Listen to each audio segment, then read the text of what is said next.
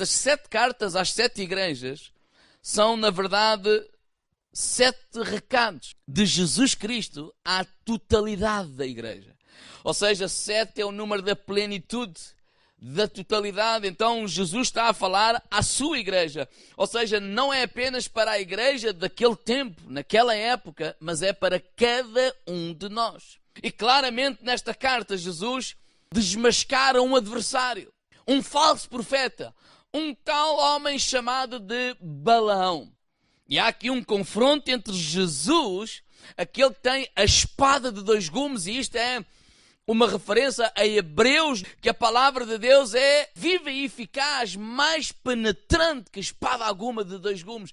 Ela é apta para discernir as intenções do coração. Então, há aqui um confronto entre Jesus e este falso profeta Balaão. Balaão era um profeta de Israel. Era alguém que ouvia a palavra de Deus, pronunciava a palavra de Deus e por isso tinha uma certa credibilidade e até autoridade.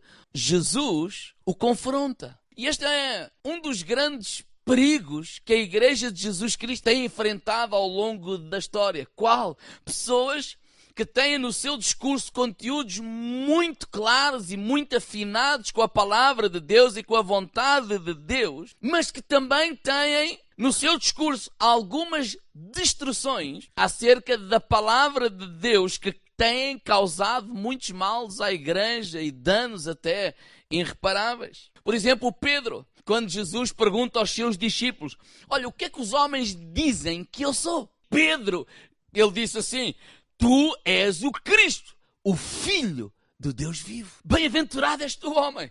Não foi a carne que te revelou, mas o meu Pai que está nos céus. Por outras palavras, a palavra que tu pronunciaste agora é a palavra que vem de Deus. Jesus continua a falar e ele estava a dizer assim: olha, eu vou a Jerusalém, eu vou ser preso, eu vou sofrer, eu vou morrer. E este mesmo Pedro chama Jesus à parte, começa a repreender Jesus: nada disso vai acontecer, tem pena de ti mesmo. Jesus olhou para Pedro e diz: para trás de mim, Satanás. A palavra que tu preferiste agora não vem de Deus. Essa palavra vem de Satanás. Essa palavra não vem do meu Pai. E nós, igreja, enfrentamos esta confusão de pessoas que por vezes falam coisas certas acerca de Deus, mas por vezes também pronunciam palavras que nada têm a ver com Deus. Aquilo que vai discernir, até aquilo que parece difícil de discernimento, é a palavra de 2 gumes, que é a palavra de Deus.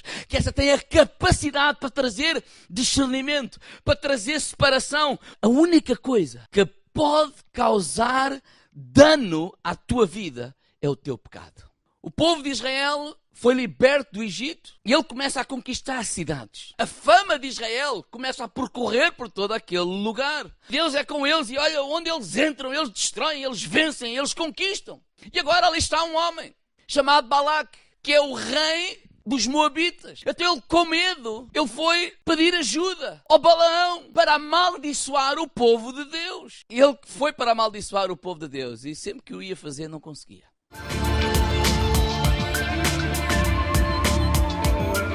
Ele serve o Deus de Israel e não há maldição, não há praga, não há nada que eu possa fazer. Quando esse Deus os abençoa, não há ninguém que os possa amaldiçoar. Nós, como cristãos, filhos de Deus, abençoados em Cristo Jesus, nós não temos de temer praga alguma.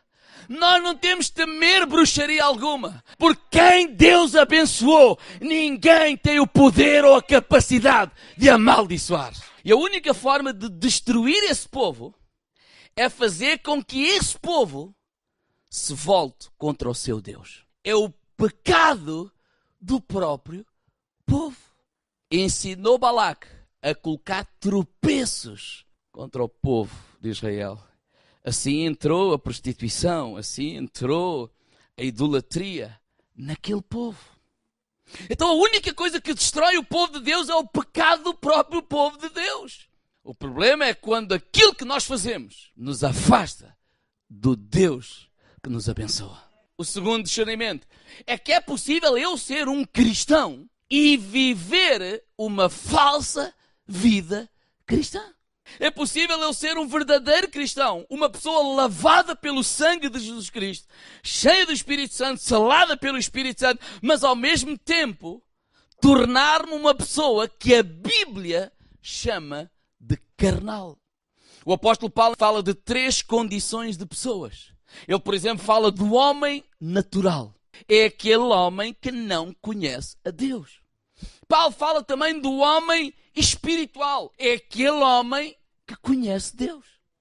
E fala também do homem carnal. É aquele homem que conhece Deus, mas vive como se não conhecesse. Esta é a razão porque que Jesus, quando fala do trigo e do joio, diz para nós não separarmos. Porquê? Porque o homem carnal, ele se parece muito com o homem natural. Está num momento da sua vida em que não tem discernimento de algumas realidades espirituais. Então vai brincando demais com aquilo que a Bíblia chama de pecado. Claro que ele vai sofrer as consequências disso, porque a única coisa que pode destruir e causar dano ao povo de Deus é o pecado desse mesmo povo. Mas de facto que há prazeres que é armadilha de Balaão. E é o tipo de prazer que vai acumulando perdas. Aquilo que ele pensava e que chamava prazeroso e bom e felicidade, de repente torna-se uma prisão para ele. Está escravo dessas coisas. E não mais consegue sair delas sozinho. E Jesus aparece à igreja de Pérgamo e diz assim: arrepende-te. Aquilo que eu tenho para te dar é muito acima daquilo que tu estás a viver. Arrepende-te.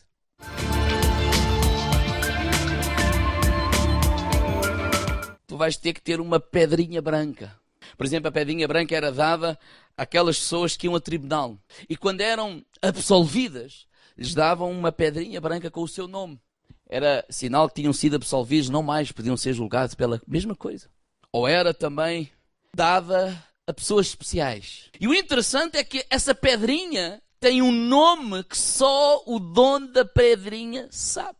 É o que Jesus está a dizer assim: olha, para que tu possas usufruir desse maná, viver essa vida de Deus abundante que Deus tem para a tua vida, tu tens de ter a pedrinha branca. Fala da intimidade. Cada um de nós tem uma porção de Deus. Cada um de nós é responsável para viver de acordo com a revelação que tem do Senhor. Quando nós seguimos a voz do Espírito, quando somos obedientes àquilo que Deus tem falado aos nossos corações, nós vamos comer do maná, nós vamos comer dessa vida abundante que Deus tem para cada um de nós. Nós temos que nos colocar de joelhos, com uma consciência íntegra diante de Deus e pedir ao Espírito de Deus que nos guie em toda a verdade.